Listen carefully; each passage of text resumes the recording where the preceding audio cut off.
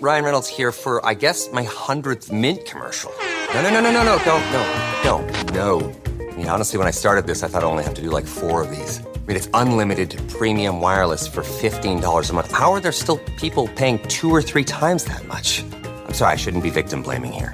Give it a try at mintmobile.com/save. Whenever you're ready.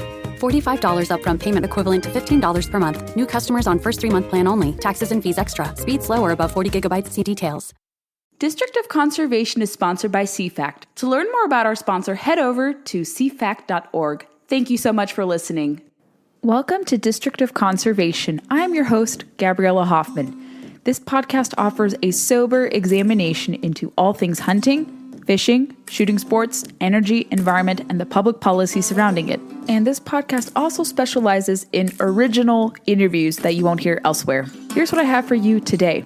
We have been on a kick with amazing guests on the program. I hope you've been enjoying my conversations with newsmakers across hunting, fishing, and shooting sports.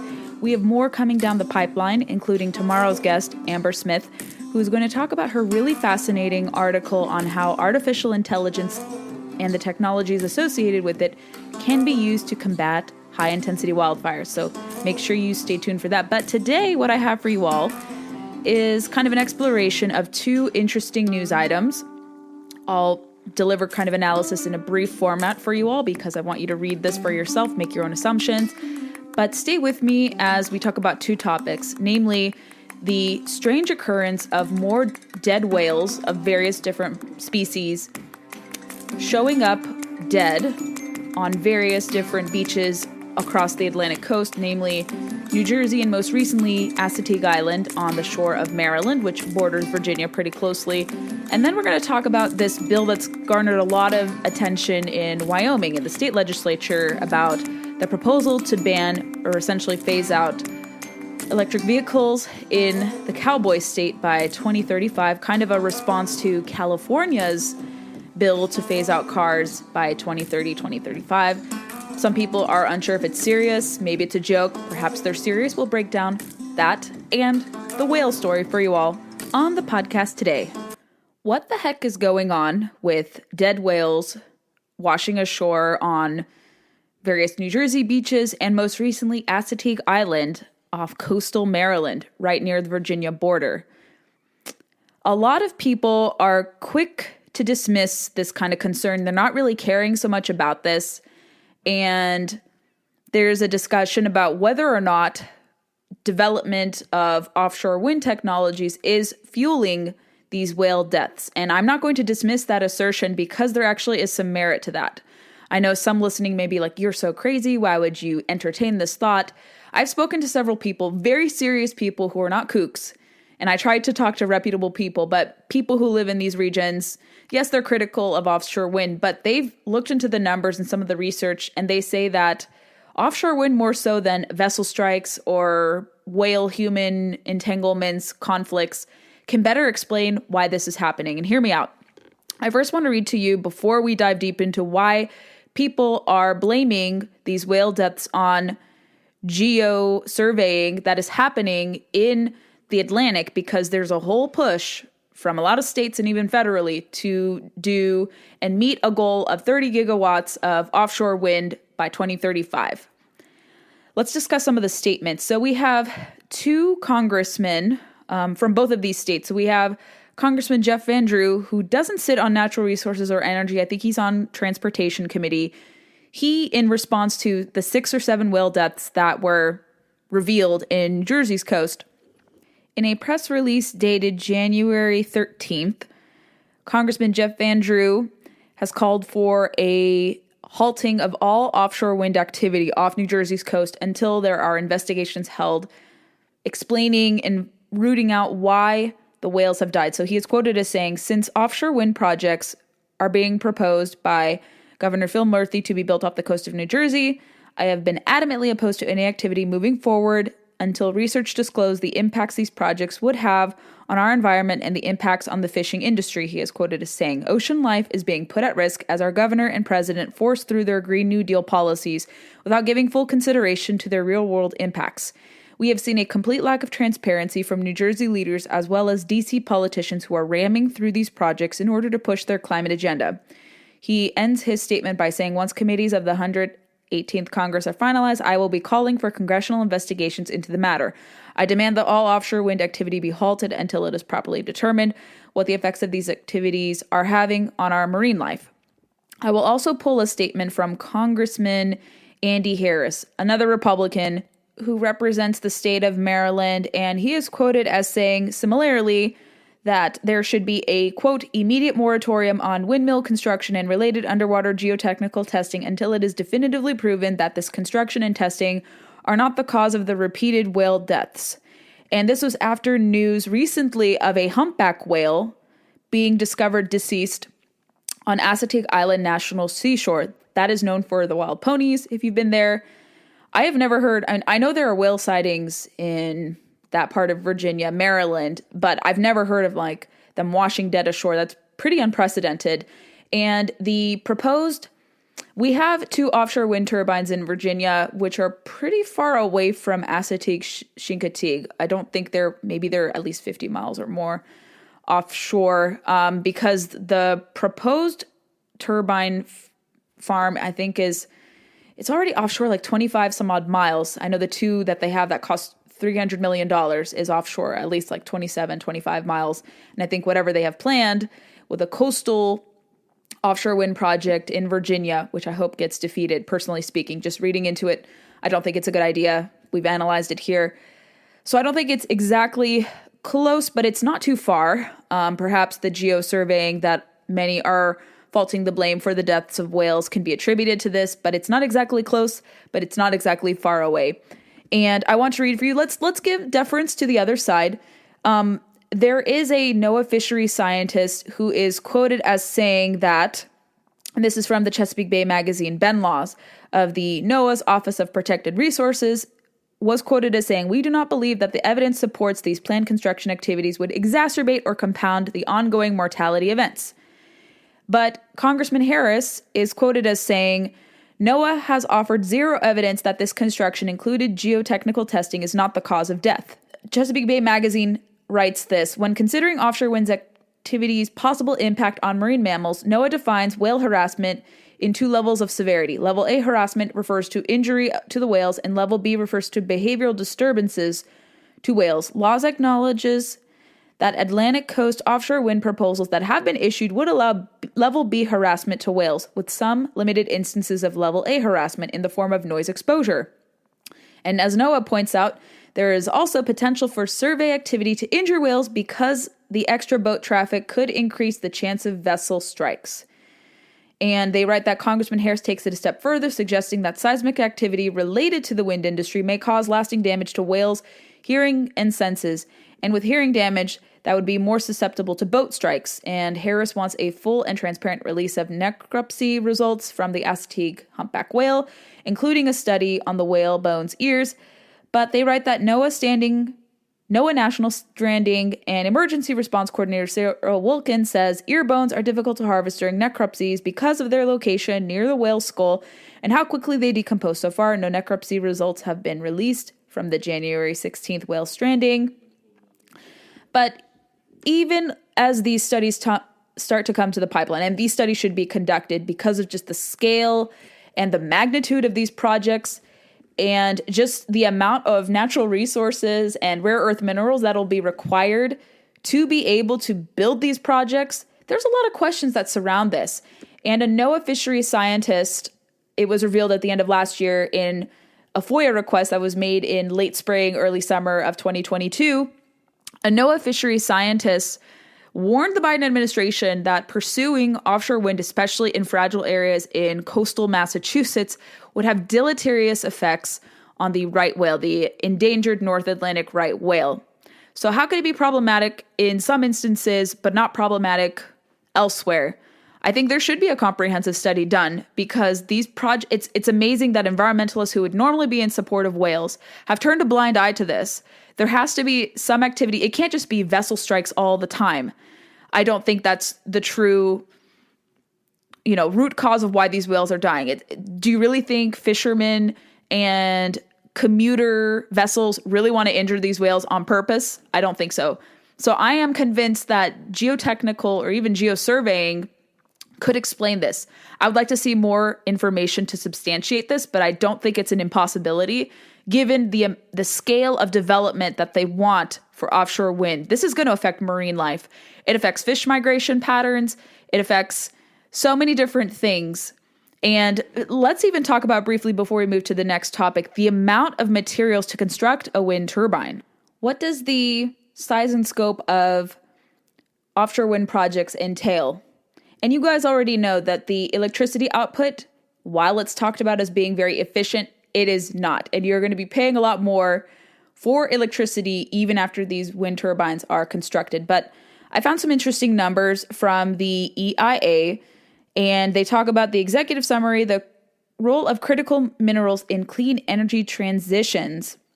And it talks about, they love it, they support it, etc., and that they want to see these goals, but they have to account for, obviously, the costs entailed and some of the inconvenient facts about what this is and what is entailed and construction demands and all that. And so the short story of it is, and this is from Brian Gittin, he's a fairly renowned energy expert. He used to really be in on, clean energy, but he has since kind of renounced those previous positions. And I will link to his tweet if you guys are interested. But the EIA is a pretty interesting authority, pretty reputable authority. Minerals used in clean energy technologies compared to other power generation sources.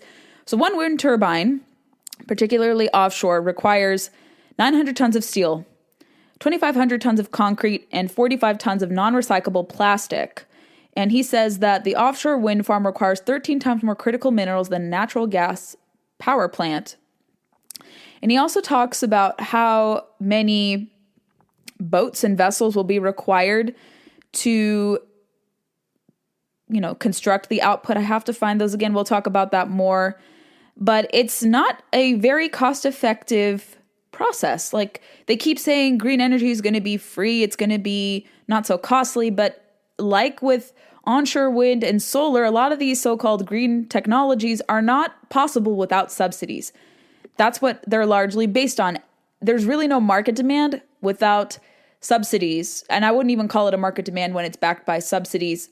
But these projects cannot exist without subsidies. We're going to have some far more eloquent experts. I've recently connected with two women who are in the commercial fishing industry, and they've been studying offshore wind turbines. And one of them was telling me that this geotechnical surveying, this has largely explained why the whales are dying. And when someone like that is telling you that, you ought to listen. So we're going to have those two ladies on to talk more about whale deaths, offshore wind, and that whole confluence very, very soon. But let's move on to the Wyoming electric vehicle story. Let's keep in line with this theme of debunking clean energy and its efficiency, so to speak. You probably have seen the Senate resolution from the Wyoming State Legislature calling for the prohibition of electric vehicles in the Cowboy State by 2035. And it is Senate Resolution 4 for the 2023 legislative session, phasing out new electric vehicle sales by 2035.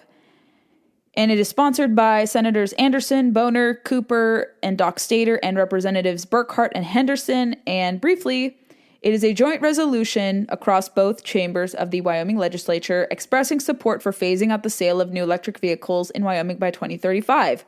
And the reason why I think the impetus behind this is because they want to respond to California pushing for the phasing out of gas-powered vehicles by 2035. Some people say this is kind of a joke resolution. It's not serious. But I think when you read the stipulations, it's probably rooted and founded in some seriousness, because if you guys know, 50% of Wyoming's economy is oil and gas, if I understood that correctly. I remember hearing from people, I've interviewed a lot of people from Wyoming, and they tell me like half of the economy is largely dependent on fossil fuels. So oil and gas production has long been one of Wyoming's proud and valued industries, and the oil and gas industry in Wyoming has created countless jobs and has contributed to revenues to the state of Wyoming throughout the state's history. And whereas since its invention, gas-powered vehicle has enabled the state's industries and businesses to engage in commerce and transport goods and resources more efficiently throughout the country, and whereas Wyoming's vast stretches of highways, coupled with a lack of electric vehicle charging infrastructure, make the widespread use of electric vehicles impractical for the state. And whereas the batteries used in electric vehicles contain critical minerals whose domestic supply is limited and at risk for disruption, and whereas the critical minerals used in electric batteries are not easily recyclable or disposable, meaning that municipal landfalls in Wyoming and elsewhere will be required to develop practices to dispose of these minerals in a safe and responsible manner, and the expansion of electric vehicles charging stations in Wyoming and throughout the country necessary to support more EVs will require massive amounts of new power generation in order to sustain the misadventure of EVs. And the United States has consistently invested in oil and gas industry to sustain gas-powered vehicles, and the investment has resulted in the continued employment of thousands of people, yada, yada, yada. So they talk about their resolution and why there is a motivation to do this. Now, if we're talking about the private development and deployment of EVs, I have no problem with that if it is truly resultant from the free market. I don't think in that way it's appropriate to have a resolution like this. However, since electric vehicles are largely being discussed and manufactured because of government incentives, I wouldn't even call them incentives, because of government subsidies, the allure of government subsidies, and this push to remove gas-powered cars off the market, much like with making our electric grid unstable by moving away from fossil fuels, coal, oil, and natural gas to unsustainable, unreliable solar and wind. It's the same with this push for moving us away from cars that work efficiently that are gas-powered to EVs that are far more expensive, far less efficient, and have questionable underpinnings in terms of how their rare earth minerals are sourced. And the only way I see people, I don't even think a subsidy even guarantees people. They've tried this before during the Obama years. They passed various stimulus packages to give EV credits. I think it was a denomination of $7,500. They've extended that even more. And they said that these subsidies are going to make people in lower and middle incomes have EVs at their fingertips. But the estimated cost of an electric vehicle, even with subsidies, on average is about $60,000. They certainly are making cheaper models, but your subsidy is not really going to give you a break. And do you really want to take a subsidy from the government? There's always strings attached and conditions to that. And they say that these subsidies are billed for people in lower incomes, but typically those who make at least $100,000, according to different studies I've cited and that are available, have said mostly those in upper middle incomes tend to enjoy this, and that this is never really accessed by those in lower income brackets, middle income brackets. So it seems to me that if they're trying to tackle it, rejecting government subsidized EVs, totally on board. And I think that's what they're trying to do here. You can't fully eliminate it from the private market, but I think if it's a way to discourage government subsidized EVs, I'm all for this resolution. And that's how I feel about it, because you can't really have EVs proliferating. They don't even make up any more than a couple percent of the total vehicle market. I think in California it probably has the highest share, but you look at the totality of percentages of Americans owning electric vehicles. I've seen estimates as low as 1% from last summer, and I think Kelley Blue Book has a figure that says only about 3% of the total car market is EV. They say EVs make up less than 3% of cars on the road today, but they claim sales are quickly accelerating. And then they say EV sales won't grow in linear fashion. They'll snowball. Sales more than doubled in 2021. But even with the fanfare and the so-called investor excitement for EVs, again, without the subsidy and even with the subsidy, there's still little enthusiasm because of the costs that entail with switching to electric. You're still having to charge your car with fossil fuels, coal, namely. So your car may be fully electric, but you're still having to power it with fossil fuels. So why do that, go through extra hoops when you can have a gas-powered car and emit less?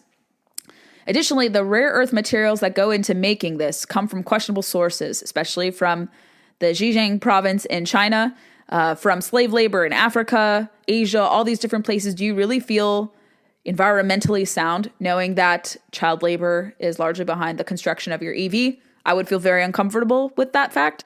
Inefficiencies of the battery replacements. You guys have seen the videos on social media too. It's not an exaggeration. When there's a extreme weather event, Florida, for instance, when they had the recent hurricanes, That battery got eroded and destroyed with one of the recent hurricanes, and it doesn't function anymore. Battery replacements are about $18,000 to $20,000. That's almost the cost of a conventional gas-powered car, that battery alone. And like I said, the average cost has somewhere fallen between, I've seen like $45,000 to $60,000 for EVs, just your basic ones, even with the so-called government rebate or subsidy that you're getting. So I don't see it as a practical adoption. I don't even think in the foreseeable future, they say by 2035, the states that have banned gas-powered vehicles, they're going to be unprepared. The vehicle fleet cannot transition so quickly because the consumers are not following this. Consumers are not going to get in line with this, rather, because they see the inefficiencies, the costs that come with it. You're not really abandoning fossil fuels. You're better off having, rather, the conventional gas-powered cars that are going to get you to long distances, to far places that are far more reliable, and you're not going to have to pay all these exorbitant fees. You're not going to have to replace different components to your car as frequently as possible. Certainly there are maintenance costs with gas-powered cars, but to the level that you have with EVs, I don't think so. So I see no problem with this resolution. Will it have an impact? Will it actually restrict EV sales? That remains to be seen, but maybe we'll have one of the bill sponsors on the podcast soon to break down their motivation behind. Thanks for listening to District of Conservation. I hope you enjoyed today's episode. If you haven't already, make sure you find us on your preferred podcast player. We largely circulate on Apple, Spotify, and countless others, but those are our two big podcast platforms we want to push. Make sure you're subscribed there, especially on Apple. If you like the podcast a lot, go leave us some reviews. We'd be more than grateful to get some 5-star reviews from you guys. Moreover, we're on Facebook, Instagram, and Twitter, and a little bit on YouTube. We don't populate there, but connect with us on social media. Find me personally on social media with blue check marks. Super easy to find, and I would love to hear your feedback and know who you'd like to see on the podcast. Thanks for listening to District of Conservation. Stay tuned for the next episode.